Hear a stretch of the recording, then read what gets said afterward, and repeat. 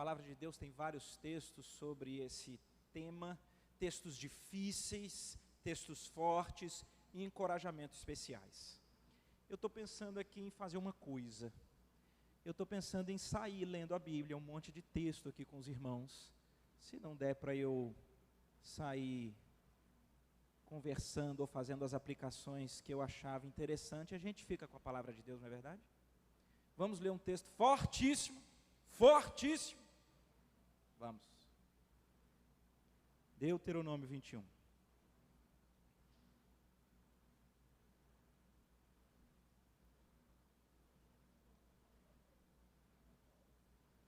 Deuteronômio 21,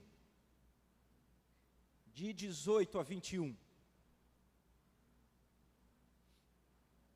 Deuteronômio, capítulo 21, de 18 a 21. Eu vou ler e antes que os irmãos, alguém levante para sair, eu vou fazer uma contextualização, ok?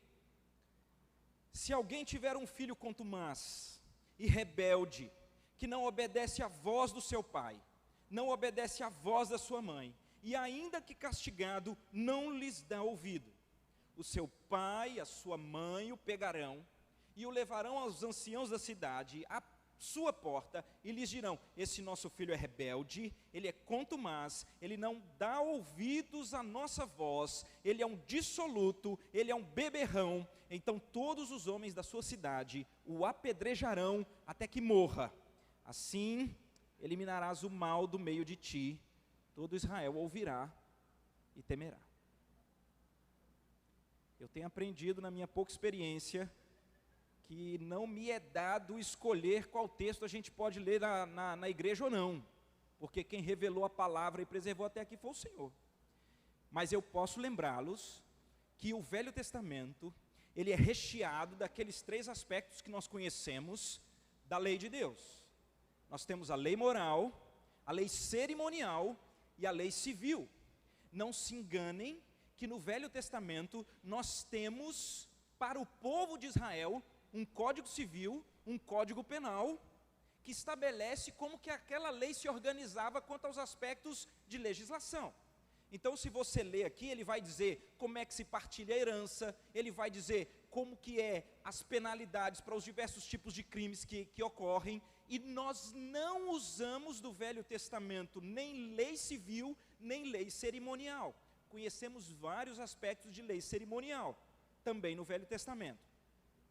Nós o estudamos porque o Velho Testamento, ele revela para nós aspectos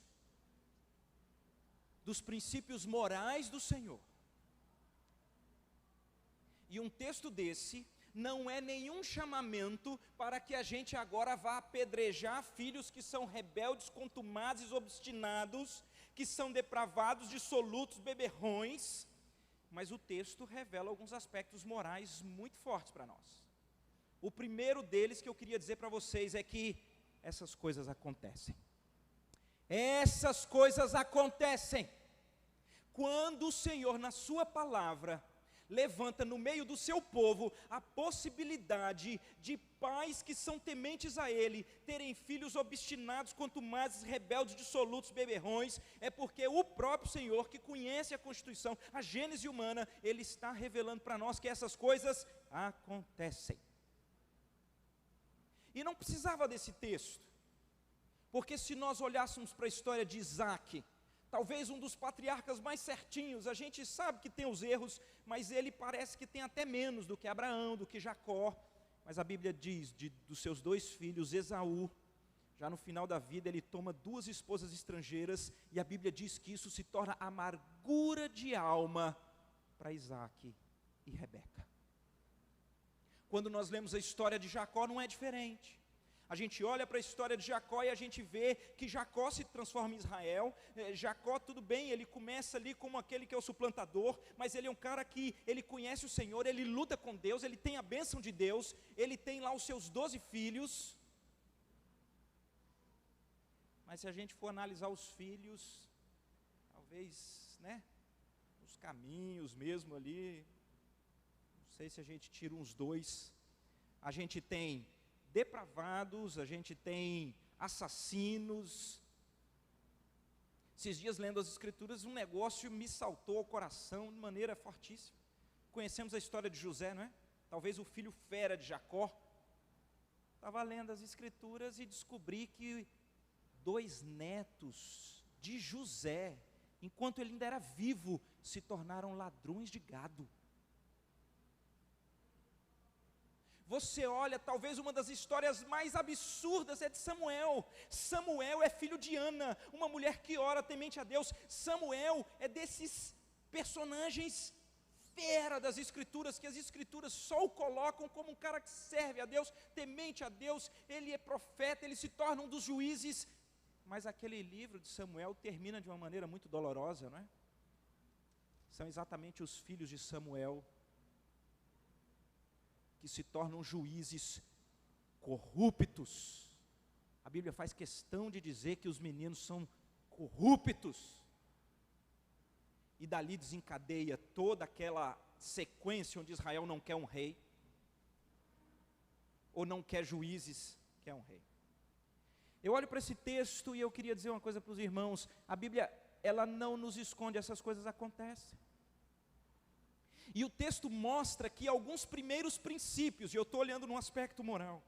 Segundo aspecto que eu olho no texto, primeiro é acontece. O segundo é, muito cuidado, quando você passa a ser um cúmplice dos desvios dos filhos. Muitos pais, talvez no afã de tentar se auto-enganar, ou os filhos, eles criam toda uma circunstância, uma casca externa. E o pai sabe que o menino é dissoluto e beberrão, e o menino está na igreja, no louvor, ou então é um líder de adolescentes, e o pai vai deixando. Ou então é o contrário. O menino tem, e aqui a gente está obviamente falando de uma idade madura, ele então é preso, ou então ele bate o carro, ou então ele tem as multas, e o pai parece que no afã de proteger, ele não permite que o menino arque com as consequências. Quando eu olho para esse texto, eu percebo primeiro que os pais, eles têm um grande primeiro ministério que é com a família, com os filhos, mas que ele tem uma responsabilidade com Deus e com a comunidade da fé. A Bíblia aqui está dizendo que ao final deveria ser eliminado do meio o mal. E um dos princípios que nós temos já no Novo Testamento é que quando você sabe, como por exemplo lá em 1 Coríntios, se por exemplo medidas drásticas que podem ser tomadas, você sabe, o seu filho está na igreja, ele é um mascarado, tem sido um dissoluto, um rebelde, ele não tem atendido, você tem que levar a liderança da igreja. De repente um filho numa situação dessa, ele na escola, o menino, ele tem caminhos de maldade, e de repente então ele vai ser reprovado, mas você mexe os pauzinhos para isso não acontecer, ou então para ele não ser suspenso, e aqui está dizendo que muitas das vezes faz parte de uma caminhada austera, de pais, permitirem que os seus filhos arquem com responsabilidades da rebeldia, da obstinação, do comportamento contumaz, da dissolução, da perdição. Em outras palavras, nesse texto eu olho e digo assim: não alimentem a impiedade. Pais que os seus filhos adolescentes vêm para dentro de casa dormir com a namorada, vem fumar maconha dentro de casa, e os pais usam, não, é melhor na minha presença do que fora, e muitas das vezes o recado que você está dando é que ele nem sabe que está perdido, ele acha que aquilo é normal, porque todo mundo diz que é normal. E parece que o tema moral que nós temos aqui, do Senhor, é da relevância e do cuidado que nós temos, de alertar os filhos, e de termos uma responsabilidade diante de Deus, e diante da comunidade do Senhor.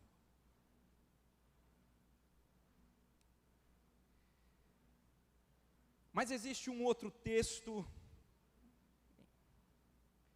lá nos 10 mandamentos, Êxodo 20, quando diz, não terás outros deuses diante de ti, não farás para ti imagens de escultura, não as adorarás. De repente, a Bíblia abre um grande parêntese para dizer assim: porque o Senhor é Deus zeloso, Ele visita a iniquidade dos pais nos filhos até terceira e quarta geração, daqueles que o aborrecem. E ele continua dizendo, e visita e abençoa até 1000 gerações daqueles que o amam. E eu sei que esse texto tem sido ao longo do tempo um grande elemento de culpa na vida de muitos pais, porque não se iludam. Quando um filho se perde, quando ele se torna um obstinado, quando ele entra nesses caminhos, a primeira grande indagação do pai é: onde é que eu errei? A culpa é minha. Porque se Deus então abençoa as gerações daquele que ama o Senhor, então eu não amo o Senhor, porque se o meu filho está nesses caminhos, e essa crise a respeito da perdição dos filhos, porque eu não prestei, ela tem sido paralisante, uma culpa que tem destruído muita gente, sendo aquilo que alimenta as lágrimas há muito tempo. Deixa eu dizer algumas coisas para os irmãos. A primeira é: nenhum de nós merece a salvação dos nossos filhos. Nenhum de nós. Nenhum de nós, se Deus entrou na sua história com graça, chamou seus filhos, são bênção. Jamais pense que é porque então você merecia a salvação dos seus filhos. Não é assim que funciona. Sim, Roberto, mas e se Deus visita a iniquidade dos pais nos filhos até terceira e quarta geração e ele se perde, então sou eu que sou um maldito? Eu queria dizer duas coisas. A primeira é: eu não gostaria de roubar de nenhum pai, de nenhuma mãe, o privilégio e a oportunidade de reconhecer os seus erros para com seus filhos, de se quebrantar diante dos seus equívocos para com seus filhos, de se arrepender diante dos erros que cometeu para com seus filhos, e de serem restaurados pela cruz, pelos erros que teve com os filhos. Eu não vou roubar essa oportunidade sua. Em outras palavras, faz parte. Eu acho que você tem que olhar sim, e analisar naquilo que você de fato errou, porque a Bíblia diz que é pecado provocar os filhos à ira. E se os disciplinamos demais com ira, provocamos a ira. E se nós somos aqueles bonachões, não disciplinamos, provocamos a ira. Se colocamos talvez limite demais e somos chatos demais, provocamos a ira. Se não tem limite, provocamos a ira. Se nós preferimos um filho em relação ao outro, provocamos a ira. Se nós somos muitas coisas quando pecamos contra os nossos filhos, provocamos a ira. Mas deixa eu dizer uma coisa para você: esses são pecados que precisam ser tratados na cruz. Você precisa confessá-los, você precisa se arrepender e você precisa receber o perdão de Deus. Receba o perdão de Deus. Se o seu filho está desviado e você, como todos os pais, já pecou contra ele, não carregue a culpa como se a razão de uma perdição do seu filho fosse você. Ele agora vai para o inferno porque você pecou. Você está fazendo uma teologia errada. Você deve reconhecer os seus pecados, você deve pedir perdão diante de Deus e na presença dos filhos. Preste atenção em mim e receba o perdão. Deixa o fardo aos pés do Senhor Jesus. Muita gente boa fica paralisada, porque talvez um filho ou um neto se perdeu, e ele mantém esse peso aqui. Deixa eu dizer para vocês qual é a interpretação de Êxodo 20 que o profeta Ezequiel dá. Abram lá em Ezequiel, que eu disse que queria ler algumas passagens. Abrem Ezequiel.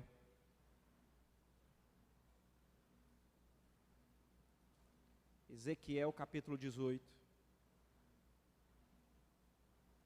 Ezequiel capítulo 18.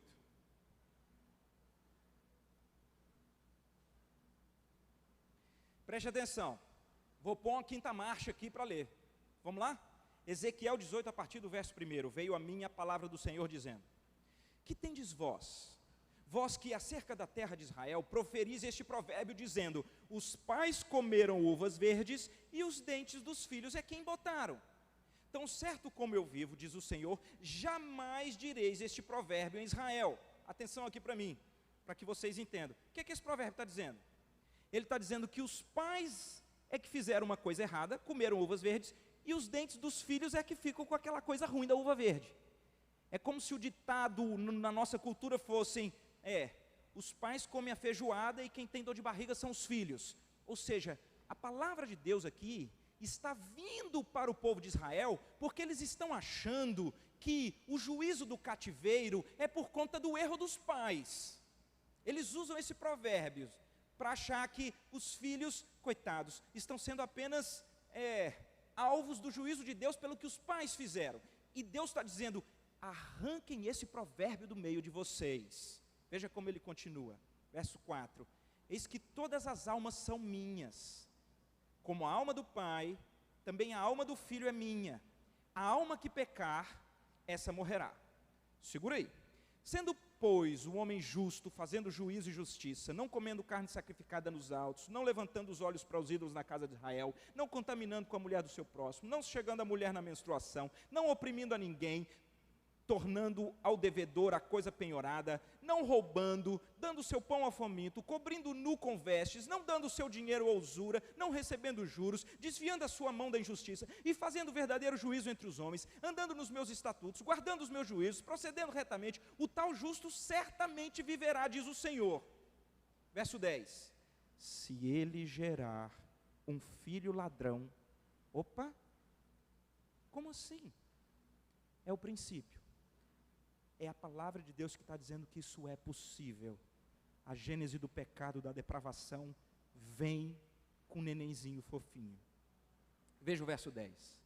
Se ele gerar um filho ladrão, derramador de sangue, e que fizer a seu irmão qualquer dessas coisas, e não cumprir todos aqueles deveres, mas antes comer carne sacrificada nos altos, contaminar a mulher do seu próximo, oprimir ao pobre, necessitado, praticar roubos, não tornar o penhor, levantar os olhos aos ídolos, cometer abominação, emprestar com usura, receber com juros, porventura viverá? Não, não viverá. Todas essas abominações ele fez e será morto, e o seu sangue será sobre ele.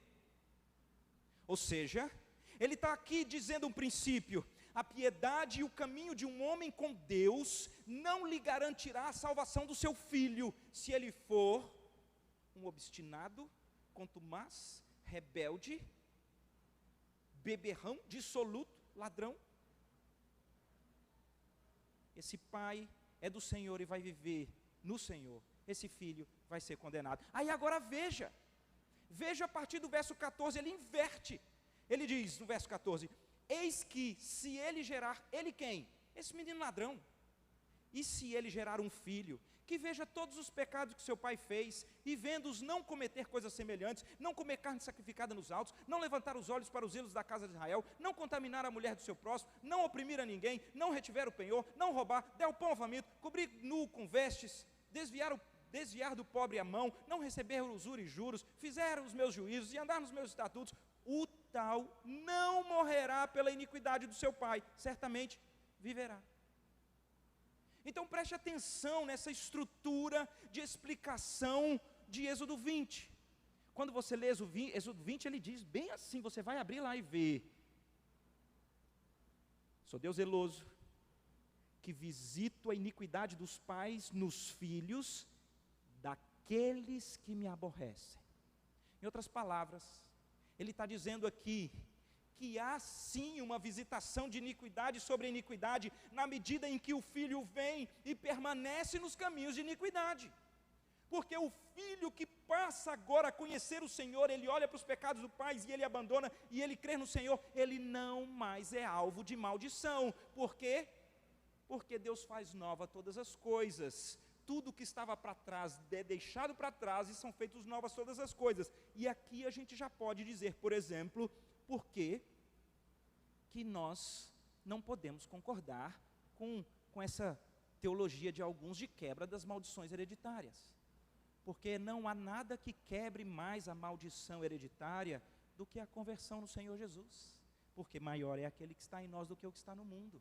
E aquele que está em Cristo é nova criatura, e as coisas antigas já passaram, e eis que se fizeram novas. Por isso, preste atenção, meu querido. A salvação dos seus filhos nunca esteve nas suas mãos. Nunca que ninguém que tem filhos que são salvos bate no peito dizendo, é porque eu mereci. Cuidado com isso. Nós estudamos aqui textos conhecidos como, ensina a criança no caminho que deve andar e ainda quando for velha não se desviará deles, são do livro de Provérbios, que é um livro de sabedoria, da percepção do sábio a respeito da vida, mas não é garantia de salvação, nunca foi, porque a própria palavra de Deus está dizendo que essas coisas podem acontecer, pode lá na sua casa, crescer um filho ímpio. Então até aqui nós vimos isso acontece, nós vimos segundo cuidado para você não caminhar encurvado com a culpa, como se você fosse o responsável, mas, lembre-se do que eu falei, você pode e com certeza cometeu muitos pecados em relação aos seus filhos, talvez seja a hora de você ter um momento muito especial com o Senhor, pedindo perdão real ao Senhor, e recebendo e desfrutando do perdão do Senhor. Vem para a comunidade, vem exercer os seus dons, receba o perdão. Segundo, não carregue a culpa, porque a alma que pecar, essa morrerá. O Senhor lida individualmente com as pessoas, e ainda que o seu filho jogue na tua cara, que é porque você fez isso ou fez aquilo, você pode experimentar o perdão de Deus, e não caminhar com essa culpa. 3 minutos nós temos, e a pergunta é, como é que eu devo me comportar com o meu filho perdido? Se você disse, Roberto, que aquilo era uma lei civil, onde a gente extrai uma moral, que eu não devo ser cúmplice, eu não devo ser complacente, eu não devo deixá-lo achando que está tudo certo, mas como eu devo lidar? Me parece que no Novo Testamento o Senhor revela para nós, pelo menos em 3 momentos, vou zipar aqui, 1 Coríntios 7, existe um princípio na família, o Senhor está dizendo para um casamento, Ele diz assim, atenção mulher, se o seu marido for incrédulo, não o abandone, porque o marido incrédulo, ele é santificado no convívio com a mulher crente. Em outras palavras, qual é o princípio que nós vemos aqui?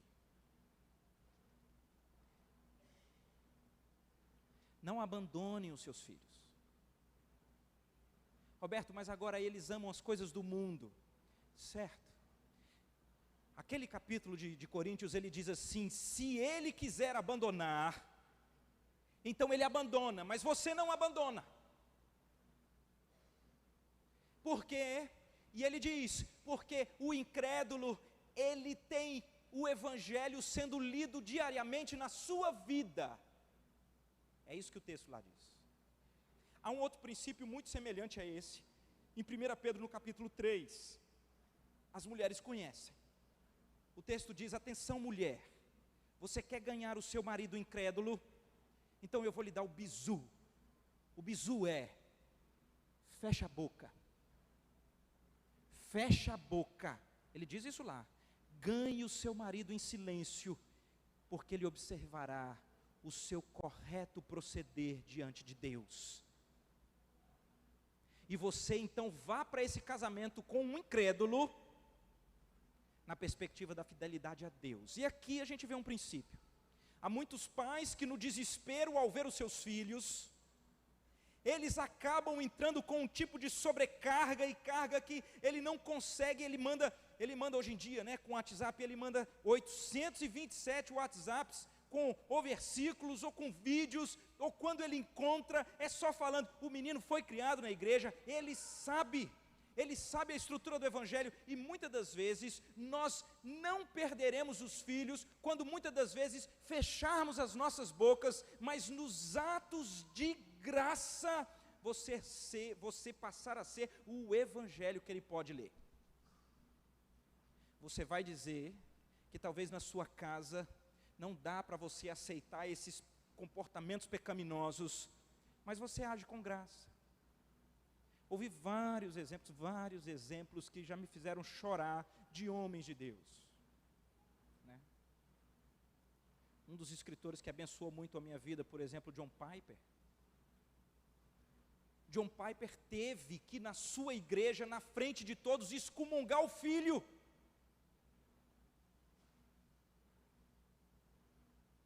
Quando você estuda a história de um dos maiores evangelistas recentes, o Billy Graham, um sofrimento trágico com o filho, nas drogas, uma tragédia durante todo o seu ministério.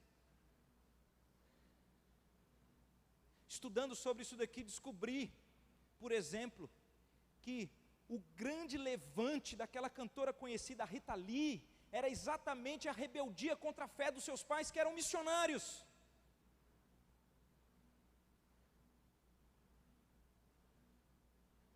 Mas em vários dos exemplos, o que ao final é a leitura em que o Espírito Santo pega e aplica aos corações, e muitos desses filhos, atenção para essa palavra, e muitos desses filhos, eles vão dar com a cara na parede, e eles vão ser quebrados pelo próprio amor de Deus, e eles serão impactados pelo poder do Espírito, fazendo-os relembrar do que estudaram, e muitos deles retornam. E é muito interessante, estudando sobre esse tema, vendo vários exemplos, em que uma das coisas que impacta muito de filhos, de pais crentes, que eles sabem qual é o tipo de dor que isso gera, são os chamados atos de graça. Meu filho, se você puder, passa aqui em casa, a mamãe fez aquele pudim que você gosta, e eu guardei um pedaço grande para você. Filhos rebeldes fora, que eles querem é dinheiro, e pais que dizem, tudo bem meu filho, mas eu quero me encontrar com você. Não, mas eu não vou aí, eu estou precisando de dinheiro, certo, então pode ser fora, num restaurante. E o filho se encontra, e o pai se encontra ali, não é para uma nova lição que o filho já está careca de saber, mas é para um ato de graça, muitas das vezes em silêncio, com o seu condigno e correto proceder diante de Deus, sendo uma leitura de um evangelho diferente, que eles podem absorver. Em outras palavras, cuidado com os extremos. Existem aqueles que vão chegar para os seus filhos e dizer, a partir de hoje eu não tenho mais filho, você não pisa mais nessa casa, não me chame de pai. Essas histórias não são raras. De outro lado, tem um outro extremo que diz assim, é melhor então que esteja em casa, e você é acoberta, e você é cúmplice, e você é complacente, e agora a sua casa é reduto de pecado, e não se iluda. Aquele princípio moral no texto de Deuteronômio 21 que nós lemos, é que se você é complacente, se você alimenta esse pecado, você vai ter uma má influência, às vezes desses filhos perdidos para os seus netos, na igreja, e o grande fechamento é você não abandonar, mas você não compactuar, você de um lado ser canal de graça do Senhor na vida de gente perdida, porque quando você ama o seu inimigo, diz a palavra, você amontoa brasas vivas sobre a sua cabeça, e um dia ele vai entrar gritando e dizendo, como é que vocês conseguem? Como é que vocês conseguem me amar? Eu sendo esse traste, me rebelando contra Deus e contra vocês, como é que vocês conseguem? E talvez ele vai descobrir um amor que ele nunca tenha experimentado, é um amor que nós temos porque Deus nos amou primeiro. A esperança é sempre a cruz, a esperança é o Evangelho, e isso deve gerar duas consequências. A primeira é você tratar você. Não viva com o peso de que você é o responsável, quem sabe, pela impiedade e perdição. Se você cometeu seus erros, vá aos pés da cruz, peça perdão, peça aos próprios filhos, receba e experimente o perdão. Segundo, não abandone, não jogue fora. Lembre-se dos princípios de 1 Coríntios 7, 1 Pedro 3, 1 de Pedro 3, e seja ainda em silêncio, uma fonte do amor de Deus a jorrar na vida dos seus filhos incrédulos. Porque na história bíblica e na história experimentada, muitos pais às vezes morrem, mas ao final, aquela boa semente plantada, com uma caminhada que às vezes a gente não entende porquê, ela colhe os seus frutos lá na frente, e o que importa são os propósitos de Deus sendo realizados. É possível, como diz o próprio Pedro na sua carta, é possível nós experimentarmos crescimento espiritual, ainda que por breve espaço de tempo, sejamos contristados com várias provações. Procure quem está em situação semelhante. Busque orar uns pelos outros. Vamos orar pelos nossos filhos. A negação nunca foi a solução. Que o Senhor tenha misericórdia das nossas famílias. Senhor, a tua palavra, Pai, ela é abundante e ela trata temas que às vezes são profundos demais na nossa vida e coração. Hoje conversamos um desses temas que talvez não são fáceis, mas eles são previstos pelo Senhor. E eu queria pedir então ao Senhor que o Senhor nos livre dos extremos. Nos livre, ó Pai, de jogarmos a toalha e deixarmos tudo para lá e sermos complacentes com tudo. Nos livre também, Pai, de sermos, quem sabe, aqueles os grandes donos da verdade e colocarmos um jugo que muito mais afasta do que resolve. Ajuda-nos, Pai, a compreender as